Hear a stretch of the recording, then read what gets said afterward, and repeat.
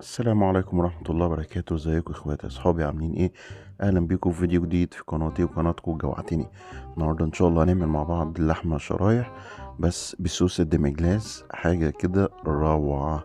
تابعوني لاخر الفيديو.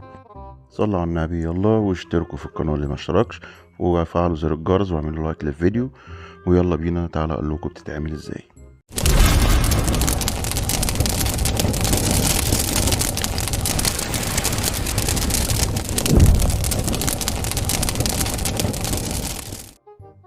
اول حاجة هنجيب اللحمة الشرايح، وانا خليت منها الدهن بتاعها.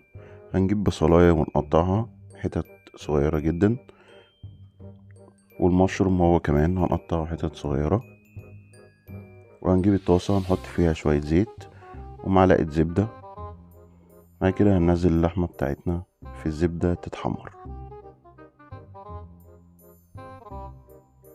الزبدة مع لما بتحمر فيها اللحمة بتدي فيها طعم حلو قوي. وديت الدهن اللي انا شفيته منها.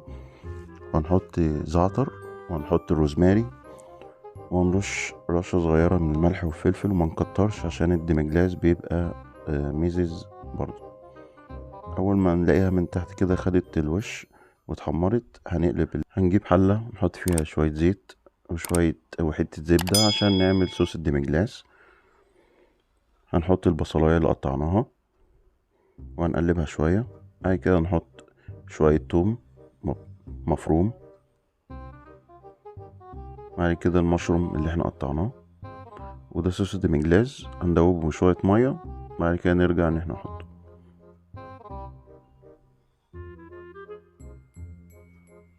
نحط شوية ملح خفاف وشوية فلفل، وهنسيبها تغلي لحد لما تتقل جامد معانا.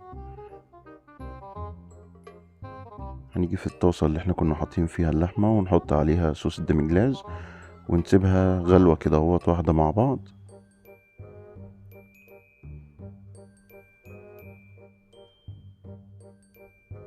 وده شكل اللحمة بعد ما طلعناها من الآخر، بعد ما خدت غلوة حلوة مع صوص الدمجلاس.